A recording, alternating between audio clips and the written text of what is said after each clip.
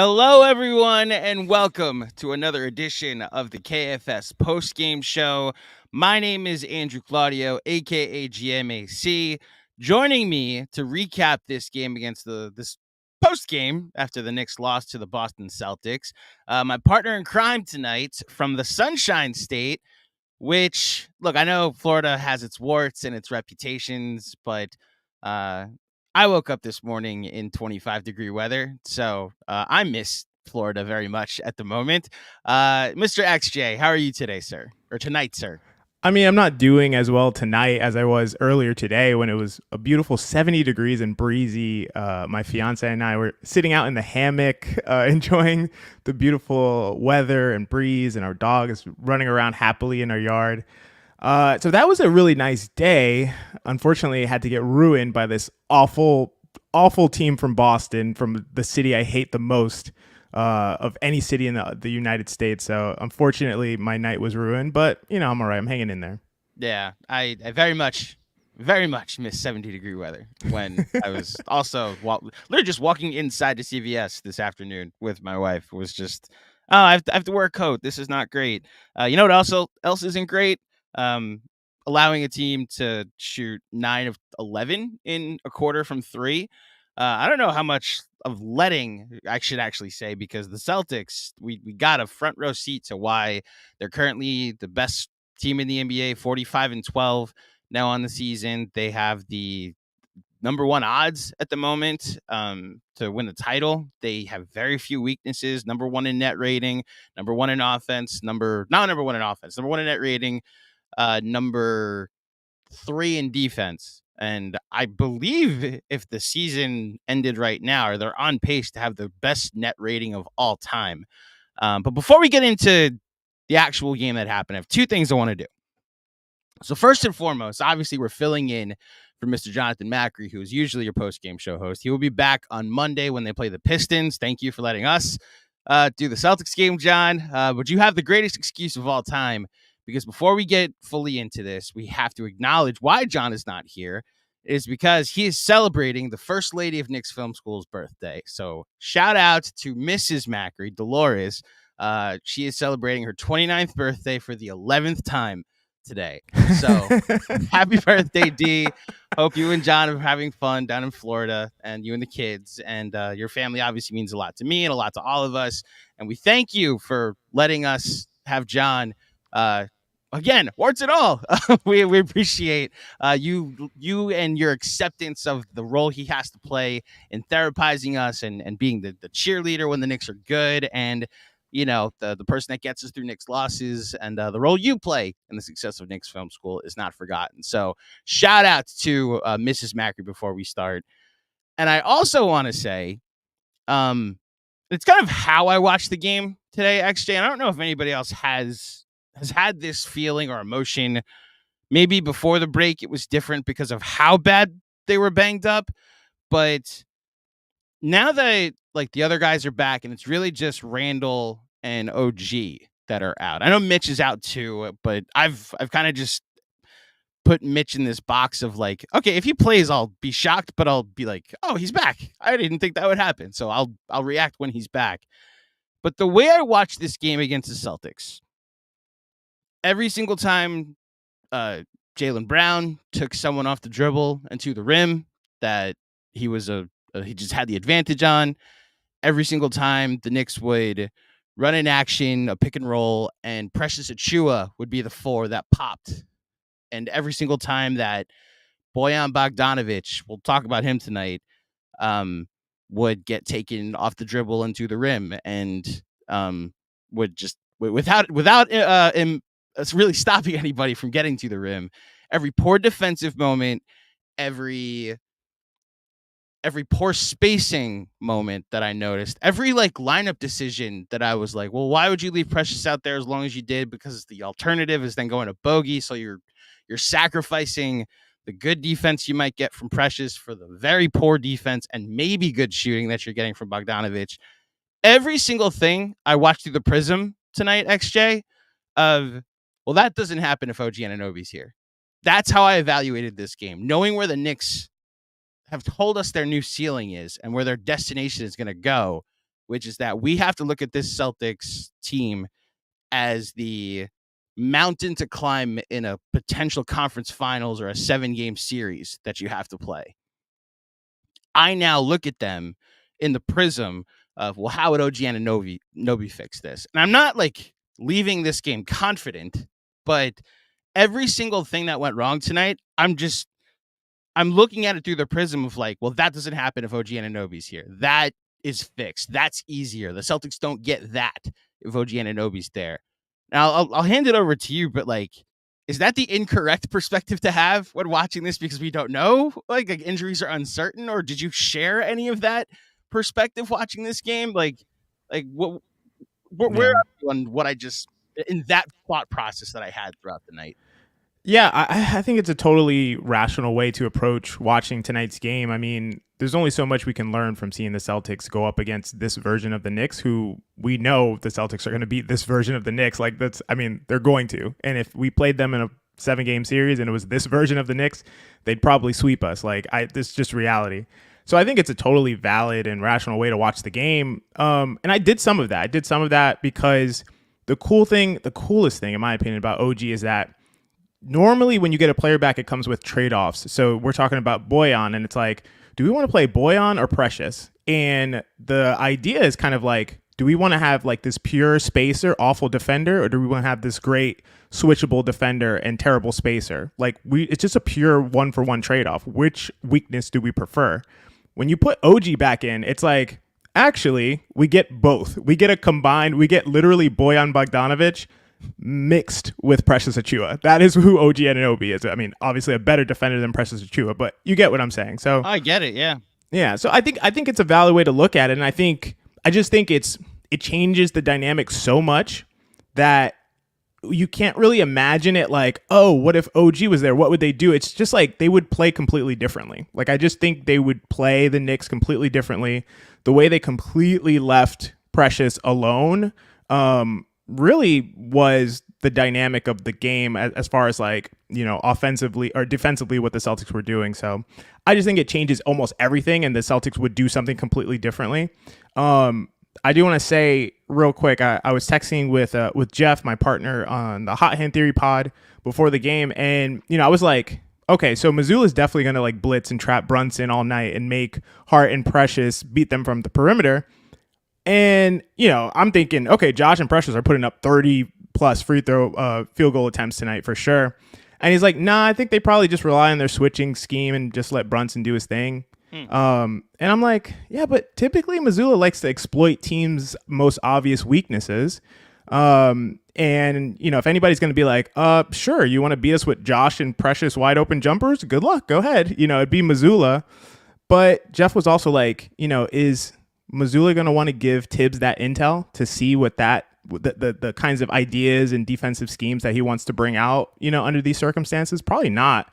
And they didn't need to. They really didn't need to. We just didn't have the firepower to compete with this team. So I don't think we learned a ton. I think when we see OG back, it's just going to be completely different. It's going to be enough to surmount the disparity that we saw tonight.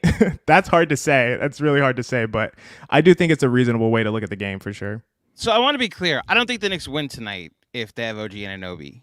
But to your point, and I guess to Jeff's point, is like my intel watching this is very much like, okay, what's different if the Knicks are as advertised, or what has been said to be advertised, the difficult matchup that the Knicks could potentially create. And I think that's what this season has honestly somewhat become for me. XJ is like, sure, that January team, that version of the team, because you mentioned like OG's a cross between Precious Achiuwa and Bogey, right? So yeah.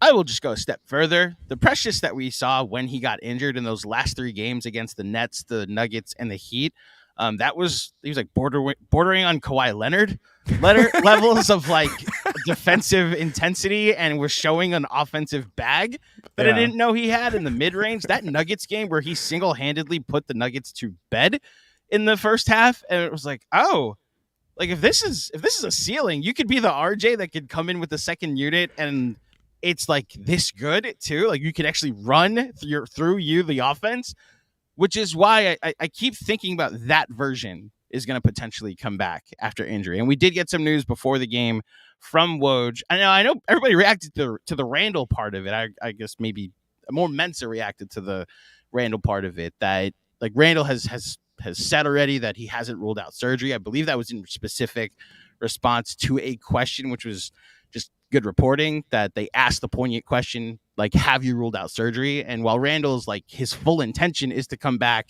and play, he recognizes like, it's a shoulder injury. I use my shoulders to play. I can't fully rule it out. Like, but I'm not opting for it at the moment. We're playing it by ear. We're taking it day by day. The takeaway I had is that Adrian Wojnarowski went on ESPN during the pregame and said, well, next week he's going to get evaluated, and the expectation is very soon after, like maybe a day or two after, he's going to be on the court. Maybe not playing, but I'm now circling our, I shouldn't say our, you are, of course, Knicks Film School, but you won't be at the game because, again, you live in Florida. But the game that we're going to against the Sixers, as like, well, maybe OG Anunoby's back for that.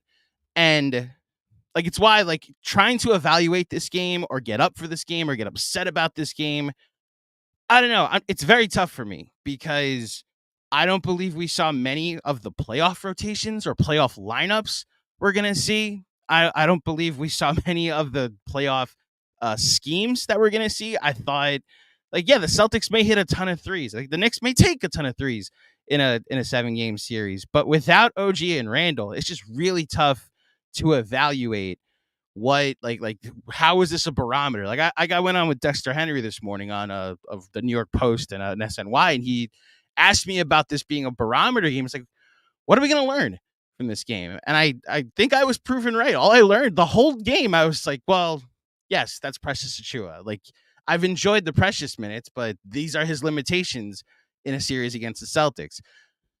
I do think if we want to talk about the game specifically, and as much as impressed as I was about the Celtics, the one alarm that did sound is the two guys they acquired in a trade for Quentin Grimes. Alec Burks tonight, I'm just going to read a stat line.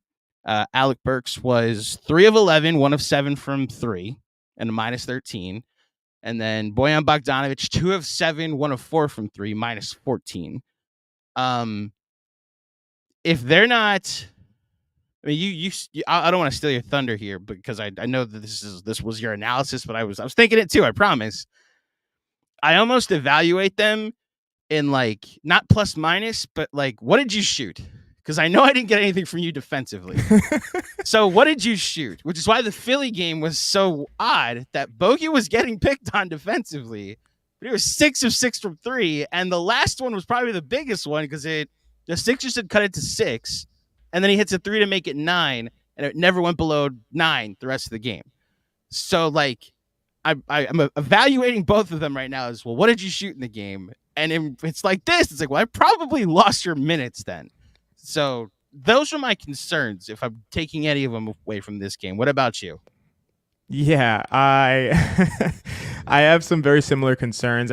I would say, okay, I'll be honest. I'll make an admission here. I did not watch a ton of Detroit Pistons basketball when Bojan Bogdanovic was on the Pistons. I'll just admit that. I watched a ton of NBA basketball all around the league. Didn't watch a ton of Pistons games. I got to be honest. Do you even like basketball? Actually, yeah, do you even know ball? I'm definitely a poser here. Yeah. Wow. But I will say, I saw, obviously impact metrics that I love and that I use and I look at, especially to evaluate defensive impact. I think that they're very valuable for that and probably the best that we have in terms of being able to evaluate how impactful a defensive player is. Looking at Bogey's impact metrics, his defense is terrible, right? And I'm just like, okay, let me wait and see what's the nature of this terrible defense. Is it that he's just bad and limited physically, like, or is it that he's actually just like not locked in and he's not playing with high awareness or intensity? What is actually the nature of like why his defensive impact is low? And tonight was jarring to me in terms of all the kinds of mistakes that he makes defensively. Like, Bojan as the low man in their scheme was just a fiasco. Like, he's just like overhelping. He's showing way too high. He's allowing guys to cut from behind him. He has no idea. Like when he was guarding Horford and he was like the low man, he had no idea where Horford was. He's just like Horford's roaming the baseline all alone. Bojan is like forgot about him. In transition defense, I pointed this out in our faculty chat. Hartenstein's pointing for Bogey to pick up Jaylen Brown. He's like, go to the corner, pick him up. He just doesn't, like, inexplicably. I don't know why. He just didn't do it. iHeart goes over to the corner. It's like, I guess I got to do it. And then Jaylen Brown dusts iHeart and dunks the ball. Bojan just is standing there under the rim just looking at him. And I'm just like, what is this? This is truly bad defense all around. Like effort, intensity, awareness, ability. It's just bad. So I agree with you. When we're looking at, guys like Bojan and guys like Burks, it's like, what did you shoot? How's that going to translate to the playoffs when we have a fully healthy roster and we need you out there to space and make shots? And I just believe Bogdanović has to be true to his shooting percentages that he's had so far to be the plus value player that we think he should be. Burks can do a little bit more and is probably not as egregious a liability defensively, but I think also something similar for him as well. And yet, I again go back to, well, if Anunoby's there, then you could probably hide Bojan a little, like a 1% better. Yeah. I want to say you're actually playing them, those two next to each other. Yes.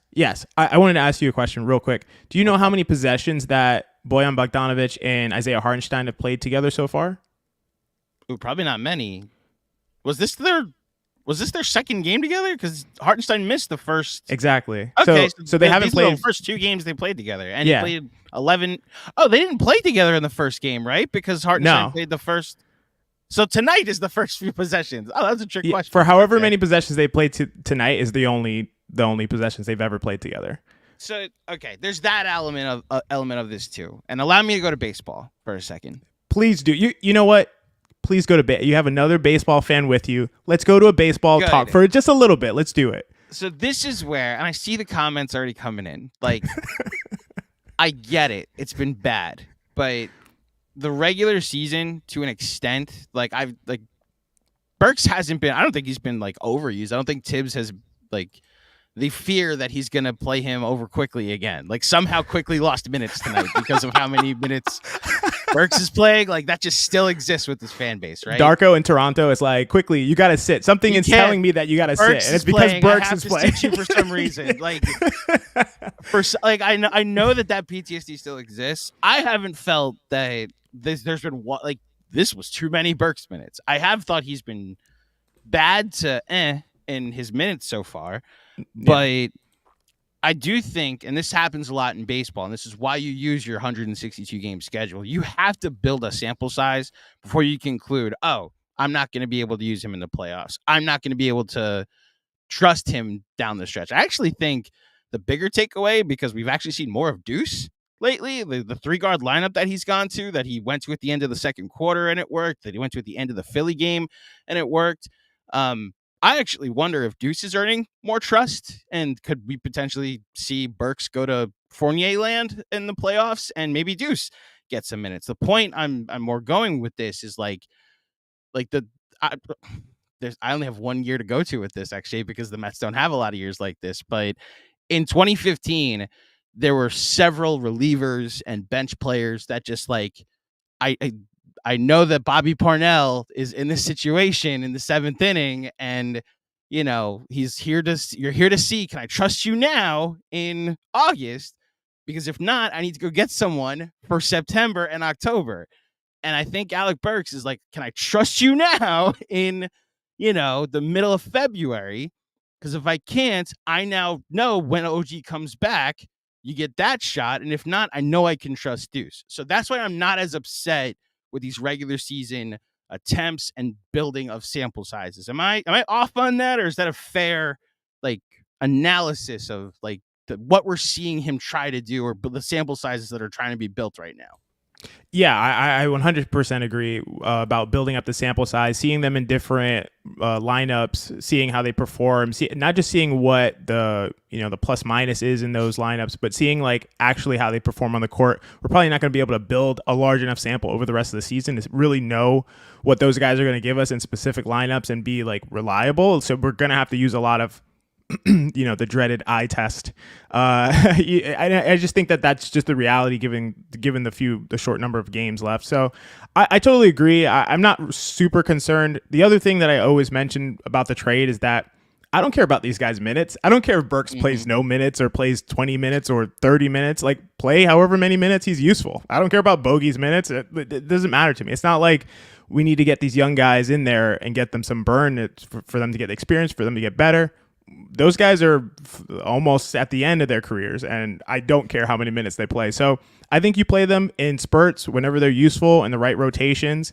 And it's hard to say that unless we have our guys fully back healthy. Again, like I said, they barely shared the court, Bogdanovic and Hartenstein. So, like, what are we really learning from this? We got to see them in these lineups where it would actually make sense for them to be on the court. Obviously, no OG minutes, no Randall minutes. Like, we just have to see them all together. It's too small a sample and not realistically what we're going to see in the playoffs for me to care too much about it. I will say it hasn't been great. It is a little concerning in a small sample.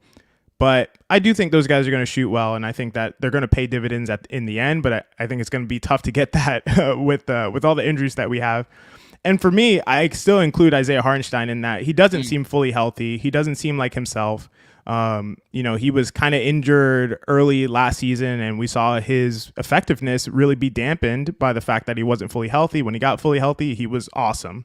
So I think that we need to give Hartenstein some time to come back and be fully effective. Obviously, we need OG back. We need Randall back. So there's not a ton you can take away because Bogdanovic and Burks are not going to have those same roles when those guys are back. Couple positives from this game. Jalen Brunson, I trust him to be able to get points. Now, you're right that I think the blitzing will come when it matters, but I also think the Knicks will have more firepower in the chamber when the blitzing comes and have other options. I got to be honest, this is more of an extension of the Philly game that he was so bad in the Philly game. All the tunnel vision stuff that we get mad at Randall for, that was Brunson in a lot of that game. It was just like, it wasn't on double teams that were bothering him. It was just him going to the rim and getting his pocket picked by Maxey or by Kelly Oubre. And it was just like consistently like 7 turnovers. And because we love Jalen Brunson, it's like, oh, Jalen had an off night. Let Randall get 7 turnovers and go 5 of 18 and see what happens. I thought he was so bad in that game and they still won. And my takeaway was like, oh, they can, like Benji, I thought nailed it, that your best player can have a game like that and you're still able to pull out a gritty win. You know, that's a testament to the team and some levels they can reach. If the Celtics force him to have a tough series, I'm not as like, oh, we're screwed, you know? Like, I think we're going to need Jalen Brunson to be good, don't get me wrong. But I do recognize that, like, he had a great game tonight. They lost, but him being able to get points going one-on-one or really seeing different coverages, because I thought Mazzulla switched up a ton of stuff. Like, it was either, like, even when he got to the rim and like he saw zone a few times, like them starting with Porzingis and the Brook Lopez drop was interesting, and Brunson was just kind of cooking. But I thought he played a good game tonight, minus some second half difficult shots that he had to take. But I thought he played a good game tonight. I thought Brunson was good. I agree with you about the observation about KP being in that deep drop on the pick and rolls especially with Brunson and Precious. Again, that's something you wouldn't be able to do if OG was out there. So yeah, I think Brunson was good. It's so nice to see that he can, and it's just validation of what we already know, reinforcement of what we already know. He can score one-on-one against anyone. There's nobody that's going to like shut him down. You could put Tatum on him. You could put Brown on him. He's going to be able to score. I think interestingly, I mean, throw Drew Holiday in there as well. He can score against him. Interestingly, a guy that I'm a fan of, I think did the best job against Jalen Brunson, who's Derek White. Derek White, and sorry, chat, close your ears for this one. Derek White is a monster. Derek White is an absolute monster. He is so good defensively. Like, His rear contests are tremendous. He's so quick. He gets around screens. He's always in the right spot. And he gives Brunson a hard time. He doesn't go for any pump fakes. Like all the pump fakes and step backs and pump fake and then take the step into the paint and score. Like you're not getting away with that with Derek White. But I will say, Jalen Brunson's getting away with that with literally anyone else. So I think they're in a good spot. I don't think you'll be able to guard Jalen Brunson one-on-one in the playoffs when we have our weapons out there, when we have a healthy Hartenstein, when we have a healthy OG. I just don't think they'll be able to get away with it. So it'll be a different matchup. It'll just be a different matchup. So, I mean, the things that we're kind of trying to parse out and take away from these kinds of games like this are just like, it's kind of like what you alluded to, AC. It's like, who's going to help us in what ways when it matters? How can we project? Like, imagine Bogdanovich in the corner in XYZ circumstance. Like, how is that going to help us? How is that going to help our spacing? How many corner threes can he knock down at a 45% clip? Like, we have to just project forward and imagine how those players will play in those situations, as opposed to looking at the score, looking at how much we got smoked in that third quarter, and kind of taking away things from that specifically. Yeah, finishes 34 points, 12 of 25 from the field, 4 of 9 from 3. It was good to see some threes going for him again after the poor Philly game that he had. And he is 17 of 17 from the line since coming back from the break. Good sign. As well as 9 assists. So pretty good game for Brunson. The other two guys that I want to highlight, I'll just mention DiVincenzo hit 4 threes again tonight, just continues to hit his threes. The pod that Fred did with you guys at Hot Hand Theory, just talking about how much of a difference playing with Steph made to how he focuses on his release point and squaring up his shoulders on shots. Thank you, Steph Curry and the Warriors, if that's the takeaway that DiVincenzo got from his time in Golden State. Josh Hart, who has been much maligned this season. 2 stats I want to read. First of all, just his overall stat line: 16 points, 8 rebounds, 6 assists on the game. Only took 10 field goals, but half of them were threes. And half the battle with Josh is like trying. Shoot the ball, Josh. Please and shoot he's it. taken 10 threes since the break. So he's 4 of 10 from 3 since the All-Star break. And he's actually, like, his shot looks better. Like, a lot of people made that observation after the Philly game that he's like fixed his release point in a certain way. I just like that he's taking them. I like that they're going in. So I thought he was also kind of all over the place and doing all the Josh Hart things on the floor. I don't think you can now be like, oh, he's a shooter. We can play Precious a shooter at the floor consistently and not have spacing issues. But again, a willing shooter is more what I need from him, because that way, like, that is an adjustment Joe Mazzulla is going to do. He's going to take the Spoelstra playbook and just be like, all right, Josh Hart, shoot all you want. And if you're willing to take your 8 threes, go ahead, make 3 of them. I'll settle for that, Josh Hart. I thought he played for a 14-point loss. He's as good as you possibly can play. I thought Josh Hart was good tonight.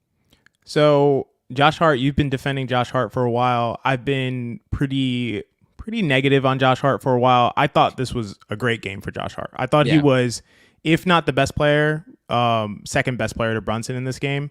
One of my notes I wrote down is literally Hart willingly shooting and hitting changes everything, with an underline under everything. And I genuinely believe that, like, even if he doesn't hit, just like his willingness to just pull up really, like, changes how you have to defend him, because he can make the shot sometimes, and if he's just going to confidently pull him, you do have to guard him. I thought it was such a big moment when they gave Josh Hart an open 3 and he missed it, but he attacked the basket, got the offensive rebound, scored an and one on Jaylen Brown, pumped up the crowd. And then he also had that big momentum layup at the end of the first half.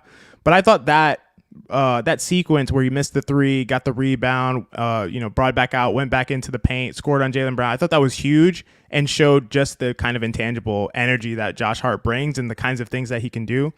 I love when he uses the space that teams give him to attack that, to get a running start, to get those offensive rebounds. I love when he does that. It's like, okay, you don't have to close out on me. I may not have any gravity out here, like no gravity, but you know what I'm going to do? I'm going to go get the ball, because you gave me a running start and I can just attack that rim and get it.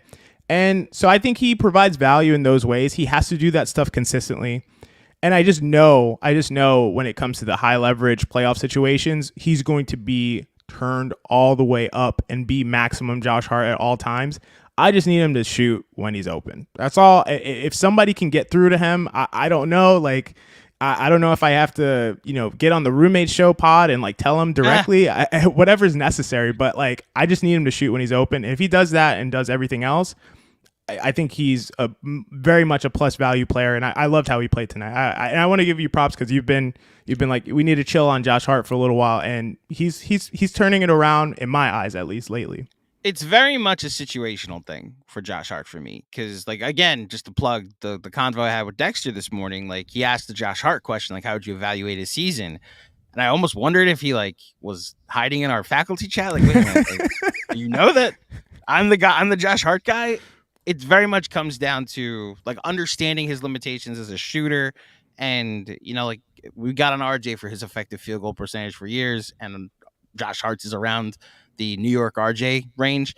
The thing that I always needed him to be acknowledged is that all these lineups that we loved included Josh Hart. Last year, the killer lineup, the closing lineup included Josh Hart. The quickly lineup that we loved, that we were like, this should be the starting five, it was Josh Hart at the 3. Well, the OG lineup, like, yes, with OG with DiVincenzo was great. OG with Josh Hart at the 2 was like, I don't know, he played 85 possessions before OG got hurt, but it was like plus 56 in those possessions, and it was killer offensively and defensively. And even like the Josh Hart, Precious Achiuwa starting lineup, which, let's not go to how efficient it is. I will quote an XJ term. It's not efficient. It's effective. It's effective. There you go. It's like extremely effective. So while we're in this like short-term land where we just got to win every possession battle, the Knicks had 15 offensive rebounds tonight. And what's funny is the Celtics ended up with 11, but that number is so skewed because they got 4 on 1 possession with Bogey at the 4 and Burks at the 3. Like that's where they made most of their nut in the offensive rebounding column. It was really the Knicks dominating the boards tonight. The point is, good things seem to happen when Josh Hart is on the court in the right situation, and I think when this team's back and fully healthy, you'll get to see a lot more of those good things. I do want to say real quick on Hart, just to close the loop on it. Yeah. He does constantly do annoying plays that are like, just like, why are you doing this, Josh? Like, he had it in the first half where he went fast break and it just got like, he got his, I think your boy, Derek White, picked his pocket and was like, oh, that fast break is over. Okay. Yes. So like the fast break turnover, and then also just when he takes some bad shots, like he took an early shot clock, like spinning fadeaway that he like, spinning mid-range fadeaway that he likes to do sometimes. It's just like, can we just take that out of the game, Josh? Like, let's just not do that anymore. And then, you have my blessing then. Just pull those things out of your game, and then we're good. We're good. Take the shots, pull those out. I love you then, Josh. We're good. $18 million well spent then. Do you think those go away if we have Randall, if we have OG, like if we have better offensive options? That's fair. Maybe, and I hope so. He does some stuff on defense too. Like one, he was overly aggressive on Tatum and allowed Tatum a straight line drive to the basket instead of just letting him pull up a tough 3. So he does do some things here and there, but every player has issues like that. I mean, his are just glaring because it's just like, Josh, come on, buddy. What are we doing? So I'm not saying you're wrong. Just my only counterpoint is I don't think there's a tough 3 that exists against the Boston Celtics. My God, that third quarter. And like some of them were open. I agree. There was the Sam Hauser 3 where Josh Hart gave him a high five. And it was just like nothing but net. Like, oh, so this is just how this game's going to go. Yeah. One of my buddies texted me like, oh, so is this how the Celtics are going to play in the playoffs? They're going to miss in the playoffs, right? And it's like, no, that's just like how they play, guys. Like the takeaway I had like going into this was like, well, if the Celtics missed their threes, like the Knicks were in it on opening night against the Celtics, right? They only scored 104 points. The Celtics did. They also missed a ton of their threes, so the Knicks had a shot. They only shot 30% from 3 that night. And my thought was like, well, if the Celtics missed their threes tonight and the Knicks hit a ton of threes, maybe you got a shot. And that was the story of the first half. Then the third quarter happened, and notably, it's the one quarter that really decided this game. So, not too many big picture takeaways you can have after a loss like this. I hope people are able to look ahead to the future, and the takeaway is more like when we got our guys that we know what the bar is that we have to get to. and it's not going to be that far away to get. It's an attainable bar, and we're not far away from potentially seeing it too over the next month. XJ.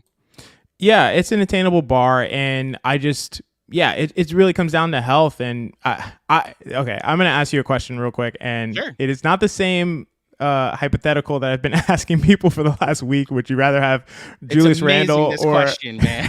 or an OG Anunoby clone? But the it's Brunson similar. clone's the Brunson clone question is better. I will. The Brunson clone one is better. Yes, a lot of clone questions going on. This is not a clone question. This is just like, if you could only have OG back or Randle back, which would you choose at this point? OG, which is I feel the same that way. I'm saying that, but I will say this: I do think they need both to beat the Celtics. I think Randle is very important specifically for the Celtics matchup. But I think just an OG back is enough to go really far in the East. I believe that. I agree. I think you need another advantage creator because they're good. They're gonna blitz Brunson. Like, also I do believe there will be games where we might get to game 3 and it's like, Burks and Boyan are out of the rotation. I could see that. That's just the reality of the situation that I think it will really help to have a two-time All-NBA player and a 3-time All-Star out there to create some advantages, who's had like really good games against the Celtics too. So that's why the question, I think I would lean toward the guy with the higher defensive ceiling. I agree with you. I also acknowledge we're losing either way. We're either losing, like you said, they probably get swept as is without OG. They're probably losing 6. Maybe with OG, with OG, like maybe a gentleman's sweep against the Celtics.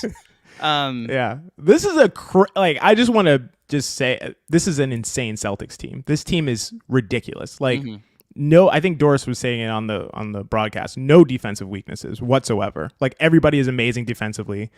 Like, everybody's amazing on the ball defensively. They can switch anything. When you have KP just roaming, he's not even like, I mean, he was able to do it with Precious. Actually, I think he got 2 3-second violations because he was just like treating Precious like he wasn't part of the game. He's like, you go over there, I'm going to go over here. We're going to treat you like Tony Allen in the playoffs. Like, that's what we're going to do right now.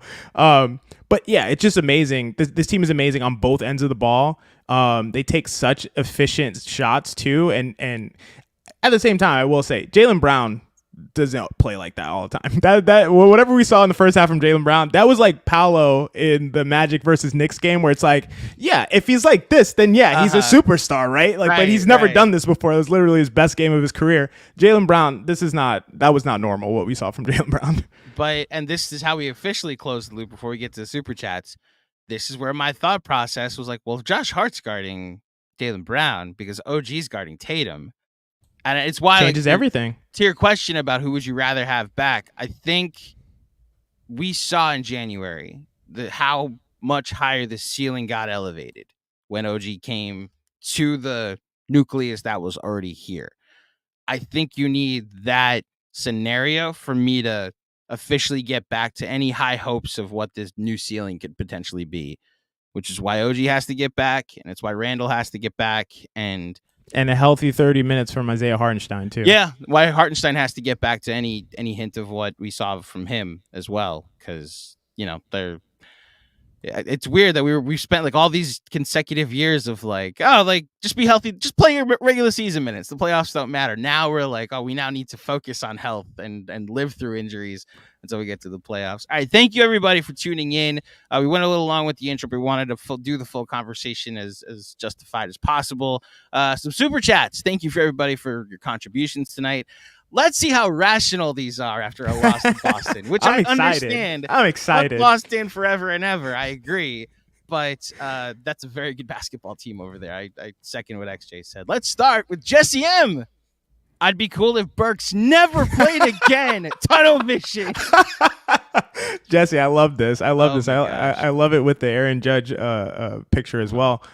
Jesse would boo Judge if they're an 0-4 in the playoffs, by the way. That would be his first come on. thing. Come that would on. be his first. This is Yankee fans. I know your people. Okay? Not 0-4 in one game. Come on. Okay, how about by game 3? If he's like, hey, game 3, I'm booing him too. Okay, hey, bro, get him out the lineup, dog. Like in the first 3 games.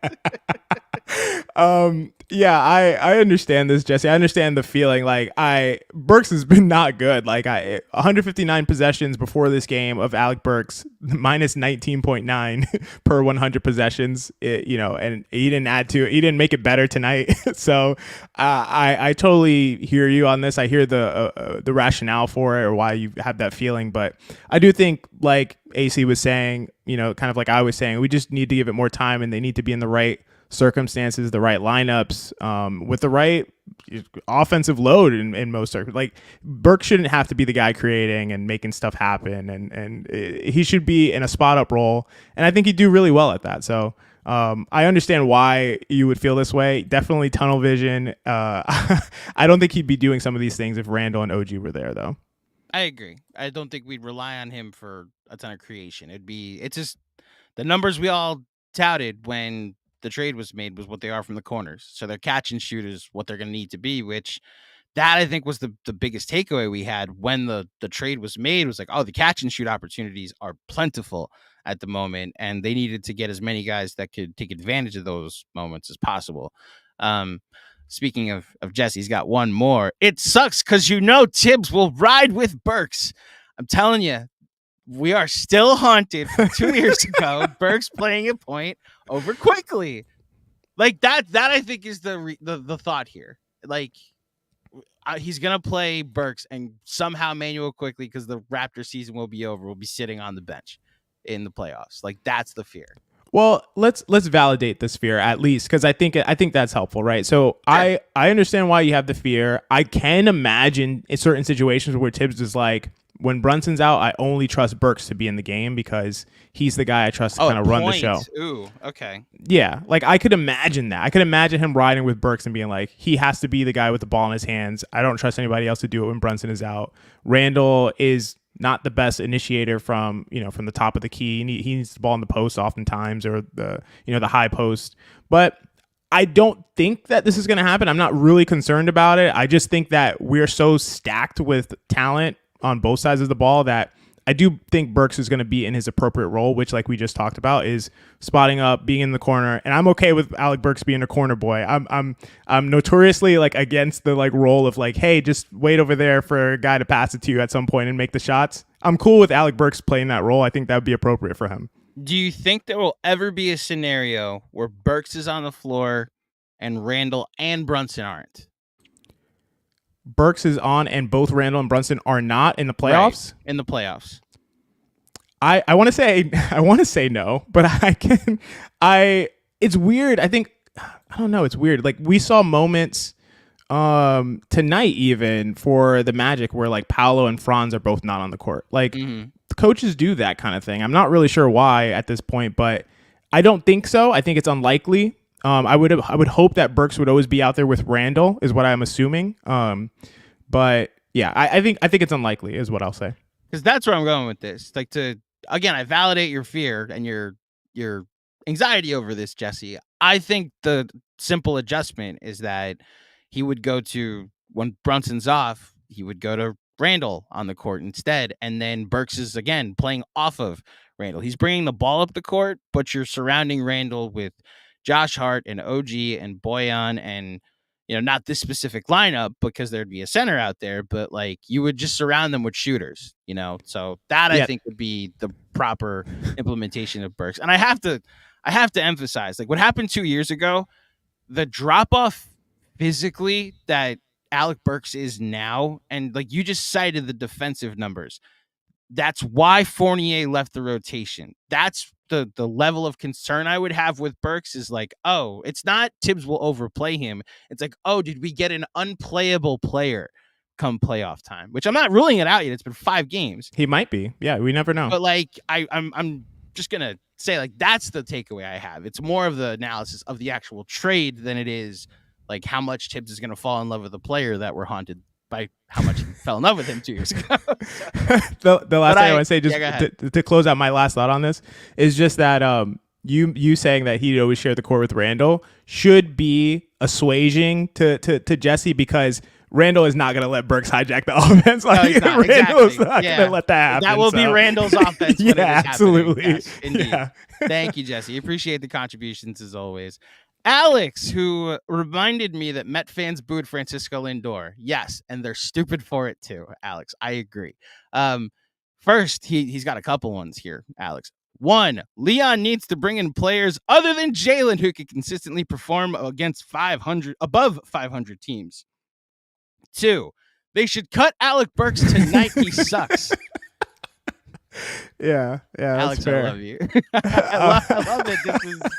This is becoming. Burks is the new Alfred Payton. He's the new scapegoat. I mean, with how he's played so far, he's played that bad. He's been bad. Like I can't blame anyone for having this view. All I can say is to I would be patient with him and wait till he's in the appropriate role for him. If he continues to be deployed in this way when Julius Randle is back and OG Anunoby are back, then we have a problem. Then I'm going to be sending in these super chats with the same comments at that point. XJ next. Do you know how much Quentin Grimes will make this year compared to Alec Burks? Yeah, exactly. I'm with you. The context will matter. I think I always viewed the trade in the perspective of what will it look like when everybody's back. This is a high ceiling if everybody's back. Everybody's not back yet, so we'll see what happens. Thank you, Alex, for the contribution. Haitian Ferg. No Randall, no OG, case closed. Not rocket science, y'all. We need to be firing on all cylinders to beat Boston.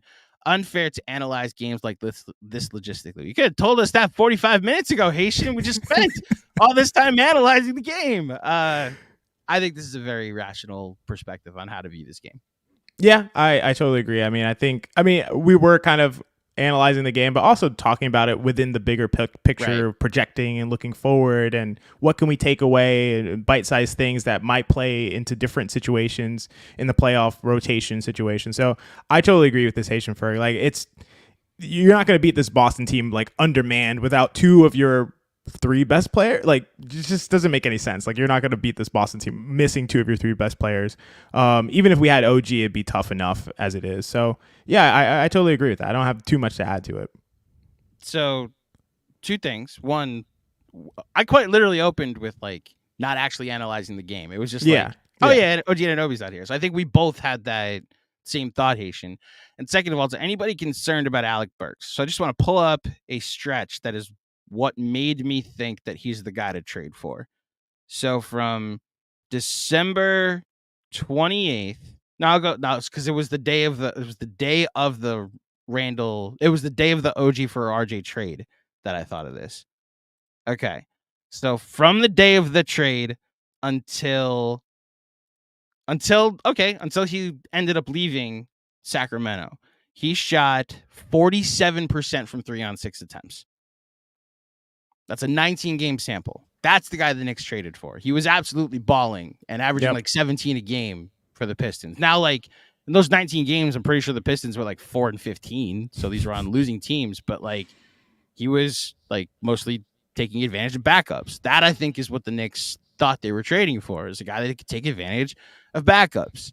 And potentially, when he's in the right spot, I think he can take advantage of backups. So that would be any fear that guy... that they traded for the guy they currently have. I want to wait and to see if that guy shows up, that 19-game sample shows up. Yeah. Yeah. And I think it's more likely to show up when he's in his right role. Alec Burks has been bottom 10th percentile in the NBA and finishing at the rim the last 1, 2, 3, 4, 5 years consecutively.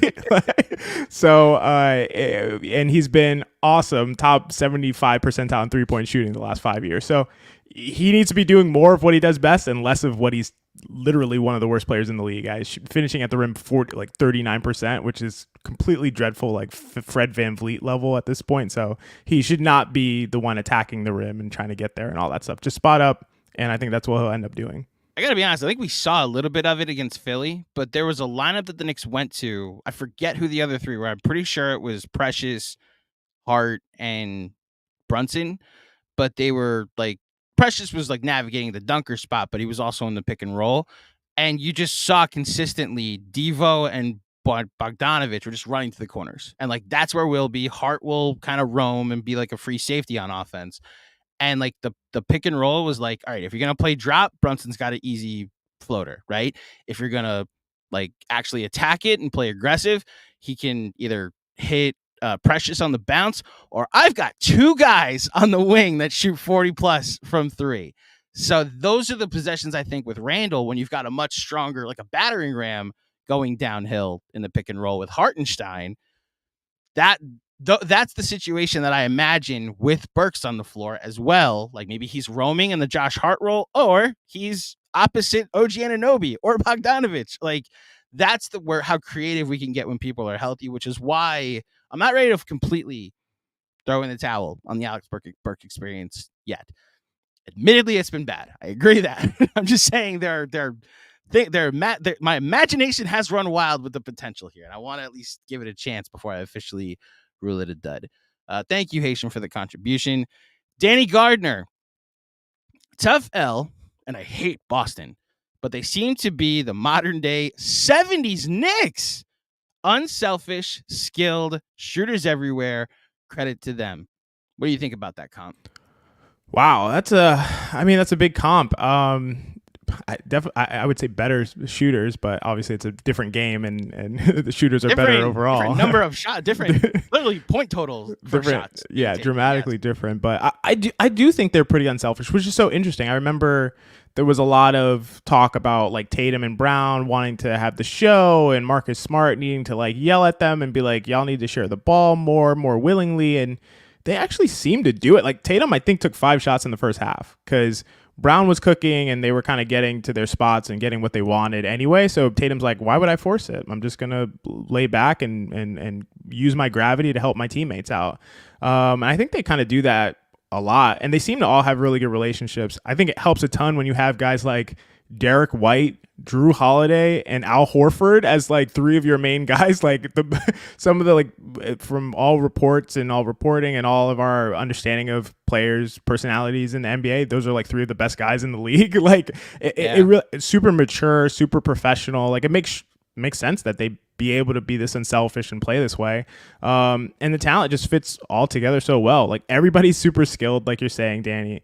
Everybody can shoot. Everybody can pass. Like they all have really deep skill sets, and if they're willing to use it, to enhance the effectiveness of the team instead of just themselves.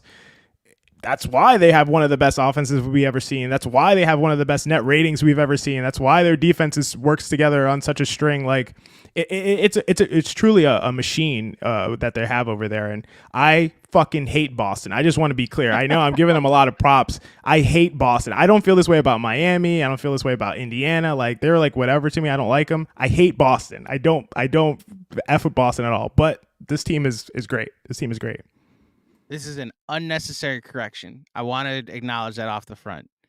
It's not just one of the best net ratings. It is literally, this could potentially be the best net rating of all time. It's an unnecessary correction. No, it's necessary. The same vein. I just need everybody to realize we lost by 14 to currently the best net rating of all time at the moment. That's how, Danny, to your point, this might be as good as those 70s Knicks.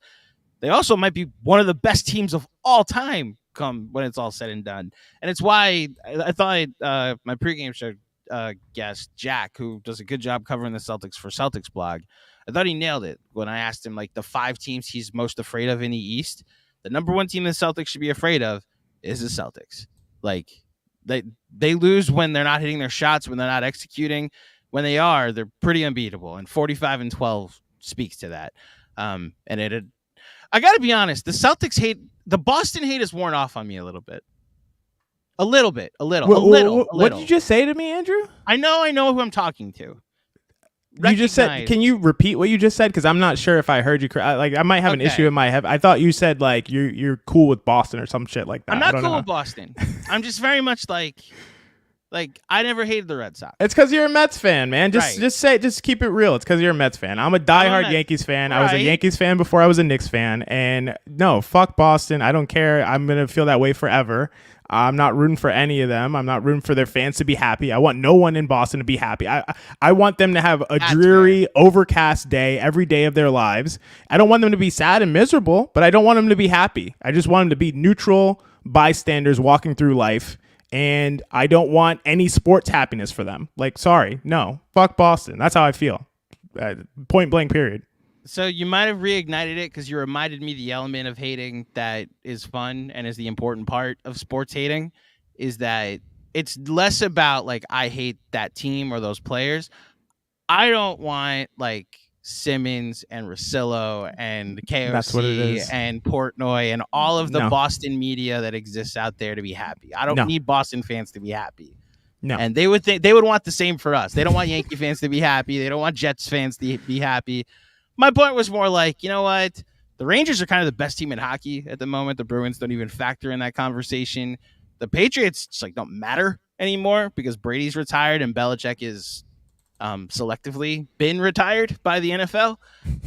And like the Knicks and Celtics maybe will develop a rivalry, but like I don't have a ton of Knicks Celtics moments in the playoffs that I go back to. It's like 3 series. Like there's other teams like the Heat that I more go to for sports hate. But I would be okay if a lot of the Boston people I just mentioned are not happy. So yes, fuck Boston and the horse they rode it on. Do you want Andrew? Do you want Dana White to be happy? Do you want no Tom Brady to be happy? Do you want Ben Affleck to be happy? Like I don't want any of these people to be happy. I love Ben Affleck. I love Matt Damon. That was a bad poll. Yeah, that was a bad poll. I'm sorry.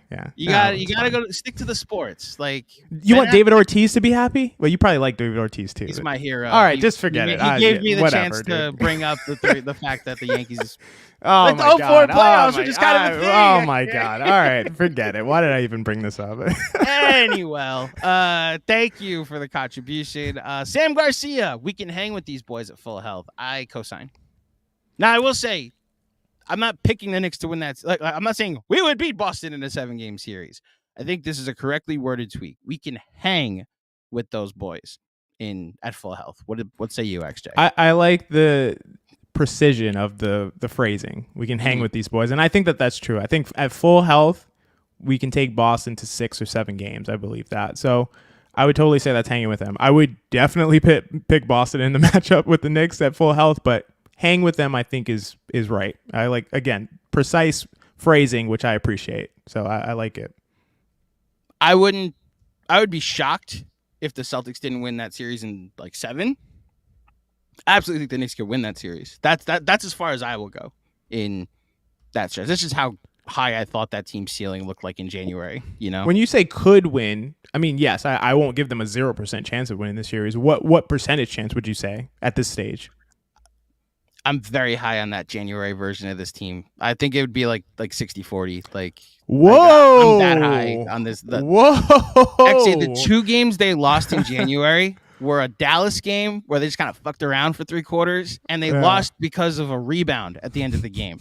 And then the game against Orlando that you hosted the post game for, where they were up late and just ran out of guys who wanted to make shots. They missed a ton of free throws, and lost because of a rebound at the end of the game. Like, they're 2 rebounds away from a 17-0 stretch after Anunoby got to the team. Like, yeah, that's fair. That's why I'm really high on that version of the team. Well, can they replicate it against Boston? We'll see. I think you just have so many weapons to throw at what the Celtics do. It's why the OG of it all just Mensa nailed it in our chat. He's a skeleton key. He makes every single weakness that you look at. He's like, oh yeah, but OG will fix that. Yeah, that's true. It is true.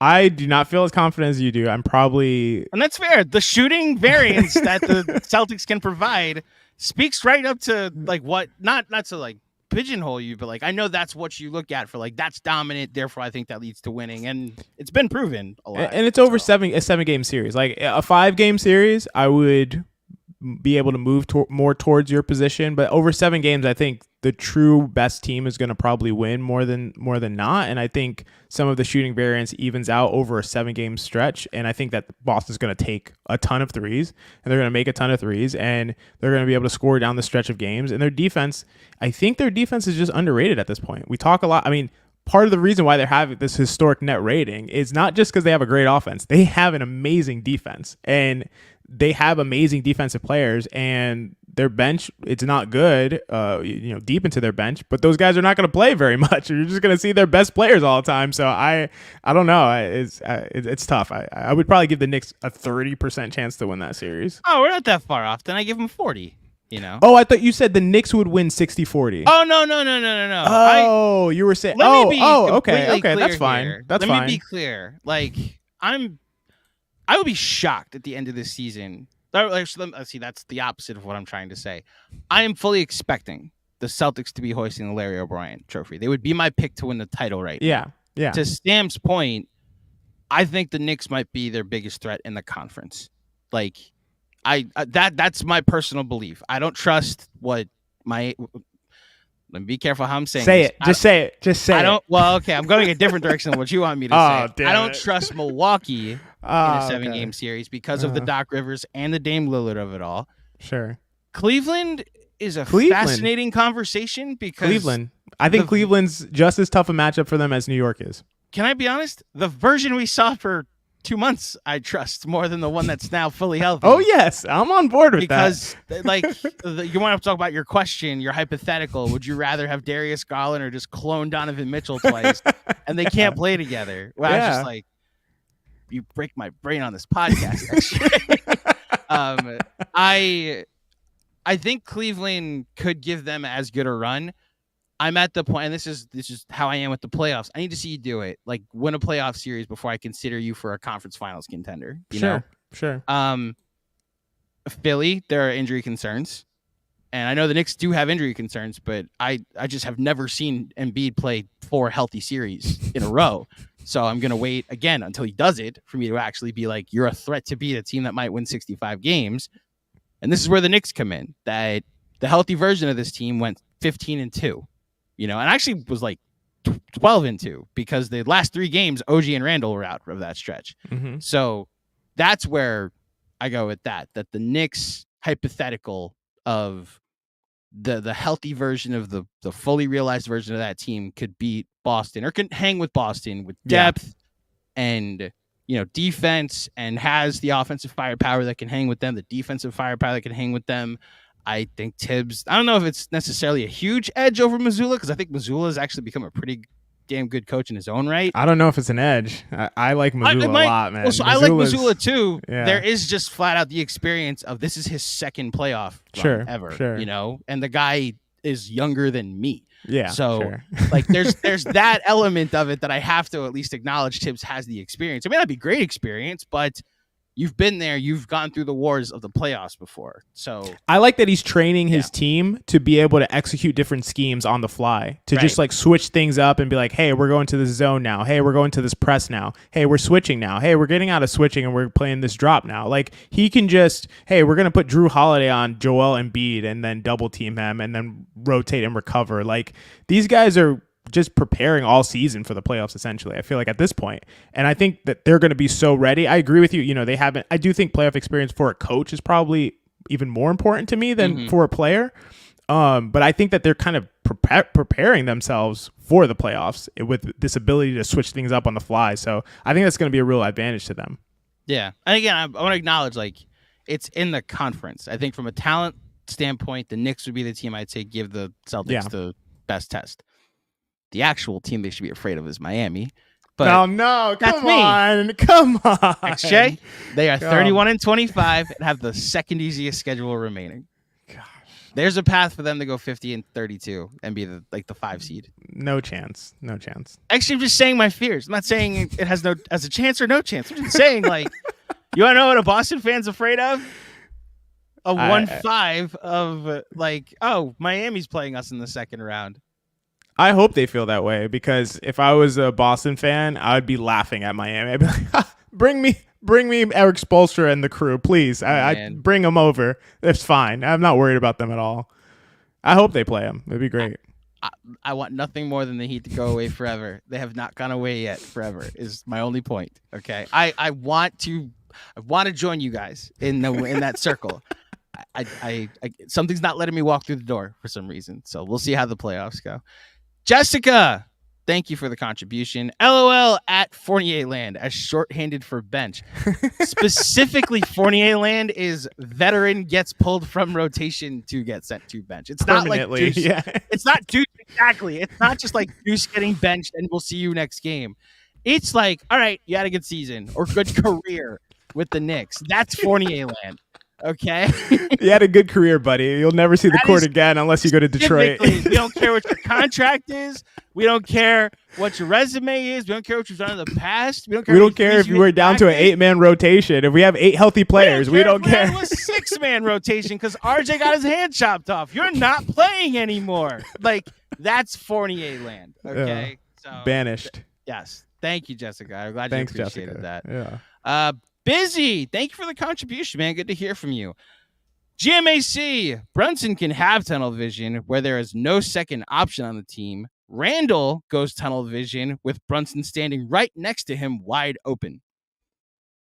I believe you're referring to Mikal Bridges in some of his possessions when he has teammates that are wide open. Nice. On the struggling, not in the play-in Brooklyn Nets, because that's how good your team is if Mikal Bridges is your best player. Busy. That's on behalf of Sean. Just I like Mikal Bridges. I really do. I like Bridges too. At Busy. That wasn't the point I was making. I get frustrated at Randall's tunnel vision too. I thought Brunson played really bad on Thursday. It was very reminiscent of a bad Randall game, and nobody came at it with the point of Brunson has to be better. It's he had a bad game. We love him. He can do no wrong. It's I did a lot of wrong in that game against Philly. What are you talking about? So that was all my point was. Busy. Yeah, and it's a good point. I agree with it to a most extent, but I would say that Brunson's probably built up enough credibility. It's not just that we love Brunson because he's I agree. Yeah, I agree. Yeah. It's just funny. Just be he can literally do no wrong. This is why you need to perform in the playoffs, Julius. So I'm telling you, if he's the reason they get say they play the second round and it's 1-4, right? And he's he averages 30 for a series against Boston and they upset the Celtics. Julius is made forever. Forever. They don't 100%. Even have to win that conference finals. They just have to get back. He needs to be the reason they win a playoff series, and he's good forever. It's probably true, and I agree with you. But I would say about Julius, I am not able to figure him out, and just the same way I wasn't able to figure RJ out. When he plays where he has his court awareness and he's able to make passes, see double teams coming, it's half the time he's playing with his eyes kind of closed, and then the other half they're wide open. And when they're wide open, it's holy shit, Julius is amazing. He's always making the right play. He makes skip passes at the right time. It's amazing. You can't double him. You bring the double, it's death. It's you bring the double at your own peril. But and then other times it's well, you can just have Kristaps Porzingis, a white 7'3" guy, sneak up on him from the baseline and just take the ball away. It's what? Why? How are you the same person? So I think that's to me that's such a frustrating aspect of Julius Randle. It's not that he's always like that. It's just when he does it, it's why? What is happening? I can't understand it. Can I break that down from a somewhat psychological standpoint? The Julius turnovers are mostly in double teams that he doesn't see coming, right? Yeah. And we see them coming.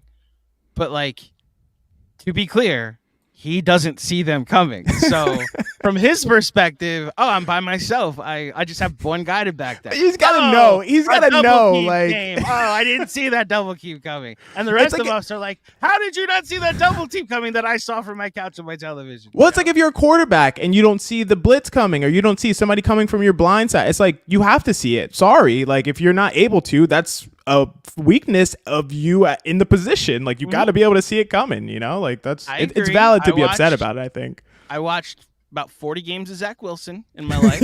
About 40 games too many. No pocket presence whatsoever. I think Julius, specifically after the OG injury, got 5% better is what I'll say at navigating the double teams. Literally 5% better. So that's where I'm not saying it's not still a concern of mine, but I think given the proper spacing and the proper people around him, I think that those problems become less so. To your point about the Porzingis aspect of it all is it's why a Boston matchup is actually really fascinating too, and how they attack Julius while also trying to attack Brunson. I hope we get that series. That's where I am as a takeaway from this game. A New York Boston conference final for be awesome. Teams, that'd be awesome. So thank you, Busy, as always. I'm just screwing around with you. I hope you're having a good weekend, and I apologize that you had to endure some baseball talk tonight. 2 more from Steve Peoples. Here we go. I believe Alec Burks won't be in the playoff rotation more because of Deuce's continued positive play, but we'll try to be patient right now with Burks and Bogey. I thought that was going a whole different direction, Steve, and you made that so positive and rational and patient, and I appreciate that. What do you think about Deuce and his recent positive play? I was shocked that the closing lineup against Philly was what it was, and like he went back to it twice in this game. So, do you believe that's like an added trust in Deuce potentially? It's so hard to say with Deuce. I'm really not sure. I don't have a good feel for how the coaching staff feels about him and his minutes. It's just a little confusing to me. I at some point I felt like one of the reasons they were okay with moving Grimes is because their trust in Deuce like increased so much, and they're just like, it's obviously he's not Grimes. He's not the defender at the level that Grimes is at, but he can do some Grimes things. He can hit open threes. He can do a little bit off the bounce attacking closeouts, and he can defend point of attack, small, quick, shifty guards. And I think he does all of those things really well, and he's done them well consistently. He's still shooting 40% from three. And it's, this is a pretty large sample size. So now he's adding stuff off the bounce. He hit a couple of pull-ups tonight, one mid-range, one from three, I remember. So I trust Deuce. I don't know how they feel about him. I don't think that they're going to bench Burks for Deuce, but if it happened, it would probably be a bad thing because that means that Burks is playing really poorly. He's playing like this, and I don't really want to see it. But if it did happen, I don't think it'd be the worst thing. I like Deuce, and I do trust him to hit shots now, and be able to play tough defense against point of attack guards. I mean, to any credence of your point here, Steven, like you want to talk about who's been better on the Knicks over the last 5 games. It's been Deuce McBride by a landslide. I think that some of that, again, is situational. Like, I do want to see what this looks like when Deuce is no longer, when Deuce isn't the backup. Well, I guess he would always be the backup point guard. I just like the funny thing about the 3-guard lineup is that's how I foresee the best usage of Deuce McBride. It's playing off of Jalen Brunson. And if you're going small, he's easier to switch and potentially able to, Brunson could I mean, I'd rather have DiVincenzo in that role, to be completely honest, and it's why the irony of like I'd rather have Deuce on the floor, but if Anunoby's back, then I don't like Deuce can go away and it's fine. I guess the point I'm going to is the version of the second unit we saw right before the OG and Randall injuries. Like that Brooklyn game stands out where they were starting to figure it out as a crew that Precious and Hart, and I know Grimes was on the floor, but Anunoby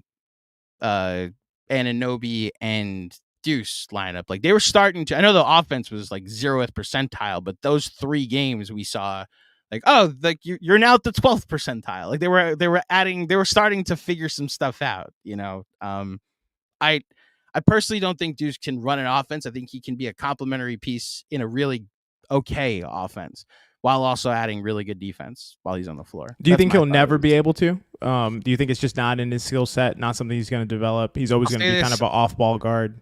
I haven't seen it in the pros yet. There's very much like the elevated version, or like what we thought Frank Ntilikina was going to be, Like, yeah. I think Deuce can be what the Frank Hive thought Frank was, Yeah, Sorry. I think that's fair. And I kind of agree. I don't really see it. I think his handle's too shaky. I don't trust his handle, and his decision making is not always the best, and he's not the crispest passer. So, yeah, I could imagine him working more on the skills that he's already good at, which are kind of like off-ball guard, small wing skills. So I think that's probably what he'll be. But there's a ton of value to it in terms of if he can get his defensive impact up to the level that I think that we believe that he can be at. I think there's a ton of value to being that kind of 3-and-D player who can still handle the ball a little bit and get to some spots and help the other, his teammates perform well as well. So, agreed. Alex with another one. Celtics have Jeff Van Gundy on their payroll. Seems to have the formula to stop whatever Tibbs wants to run. Knicks need a top 3 seed to avoid them in round 2. Man, if that's what undoes the Knicks season. We didn't even factor that in. Jeff Van Gundy, who hasn't been in hasn't been in like the Knicks coaching staff or a Tibbs coaching staff for that matter since the mid 2000s. Yeah. I don't think Tibbs's scheme is defensive scheme is that complicated.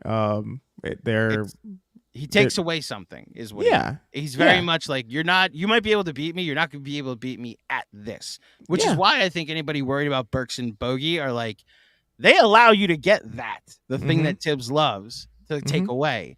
So he's going to always default to like, well, you're not going to, I'm backed into a corner. You're not going to get to the rim.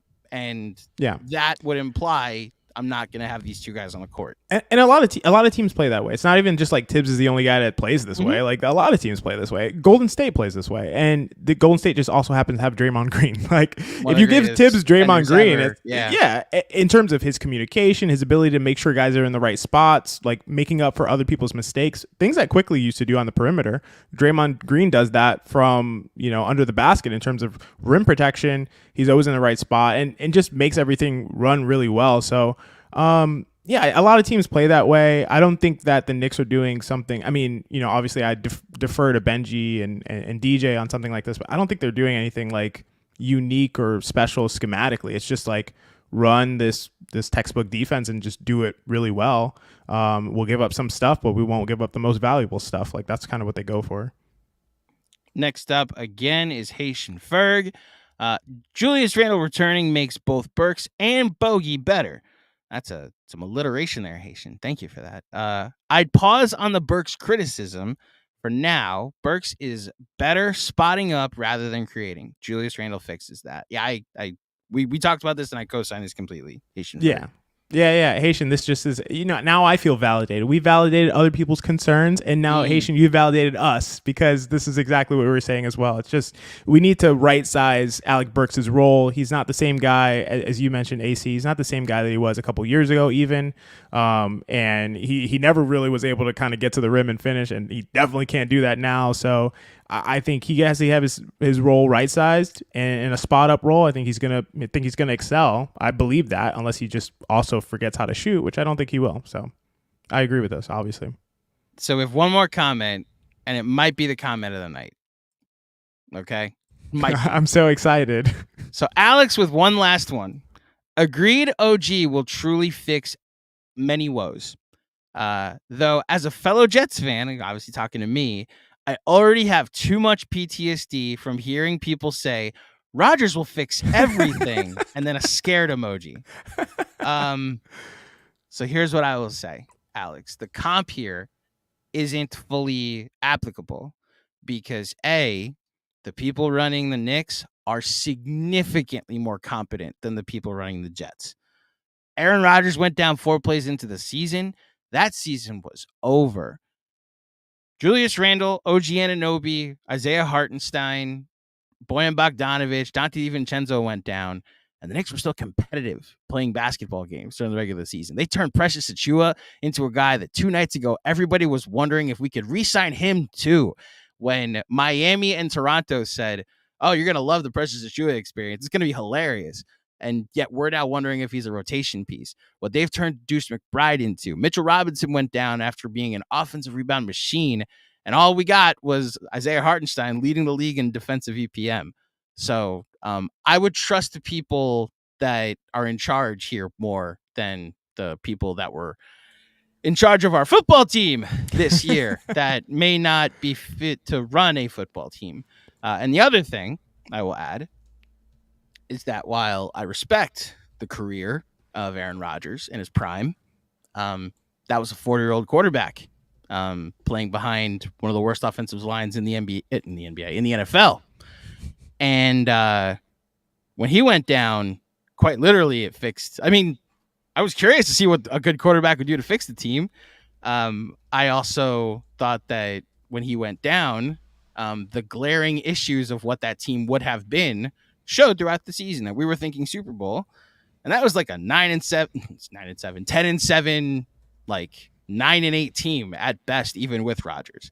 So I think what we're more seeing, and this is the actual answer for you.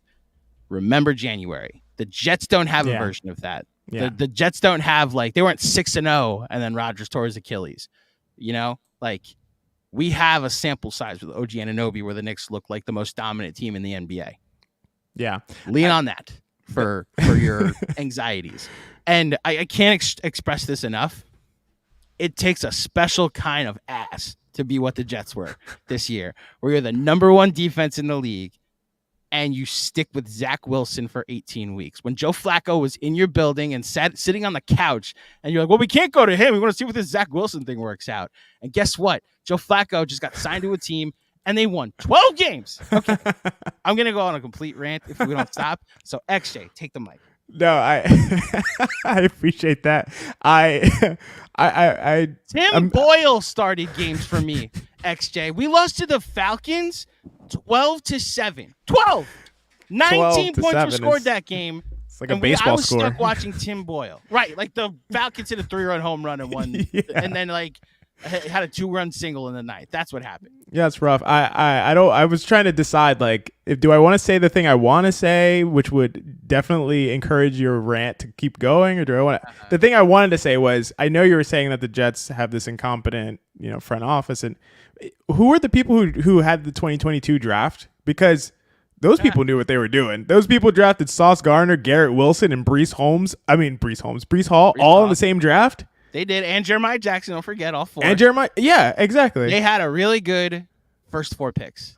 We are judging the full thing. So listen, if you wanted to go to like one specific part of like, they should be good draft scouts, is what they are. They're really good draft scouts, and you know what? They probably could create a good defense if you just needed a defense. Yeah, they hired Aaron Rodgers to be their offense, like not just their quarterback, their offensive coordinator, their captain. No, just you be the offense. Like we'll watch the defensive side of the ball. You just so what play should we run? You got it, Aaron. You're good. Well, what system? Like what teammate should I have? Well, who do you want? Randall Cobb?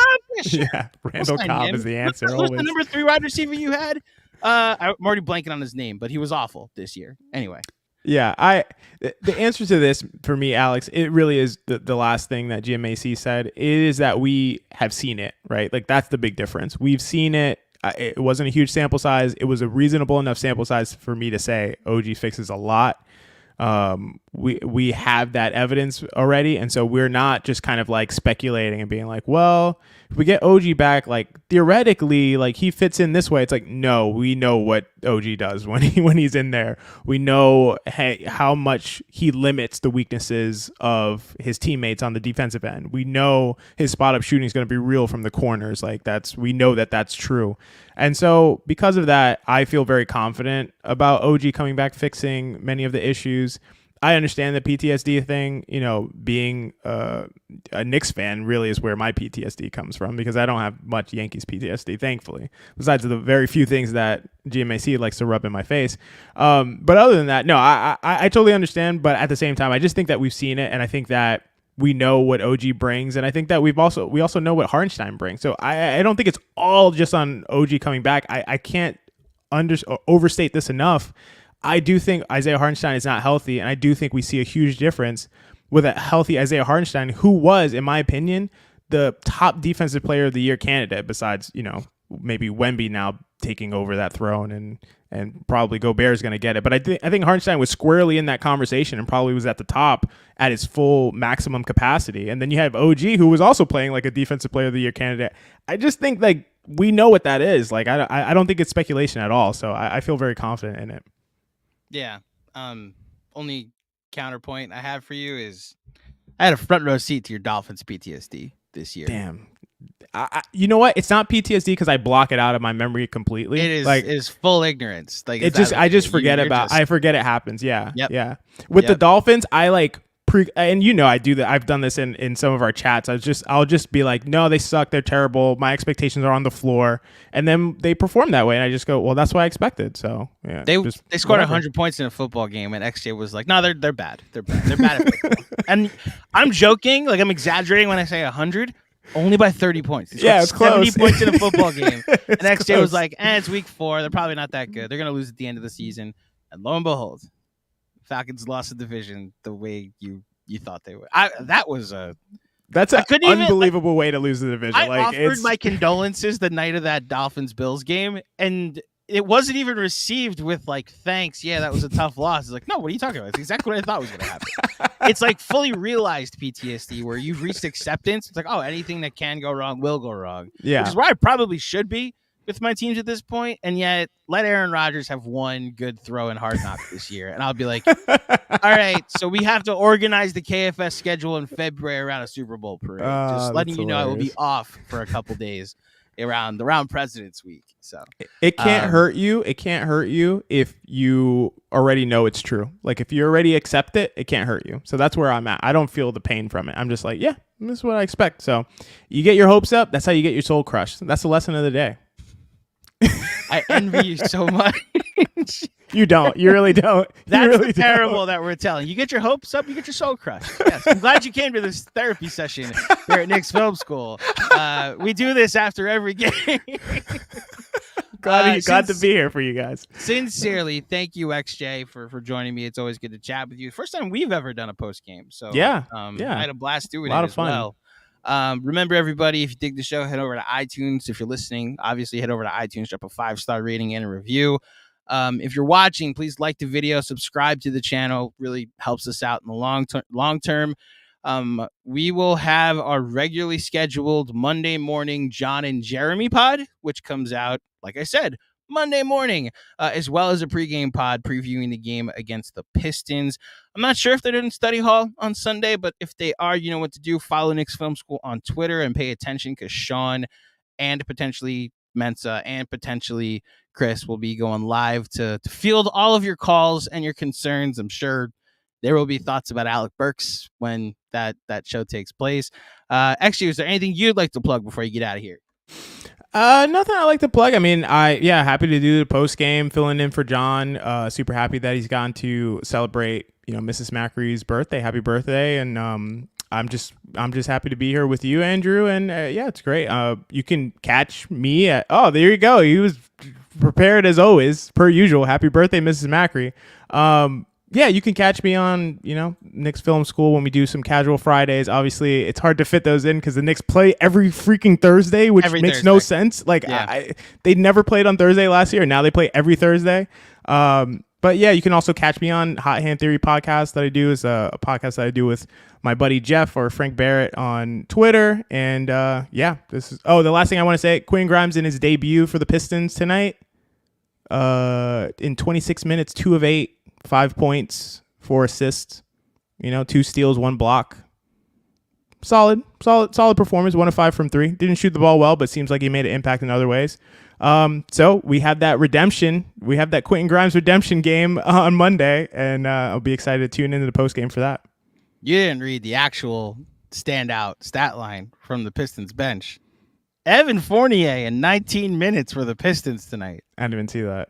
13 points, 3 rebounds, 1 assist, 5 of 7 from the field, 2 of 3 from 3. Wow. Yeah, only a -2 in the Pistons 3-point loss. Wow. That could have been bogey tonight, and we would have been fine. Or Burks for that matter.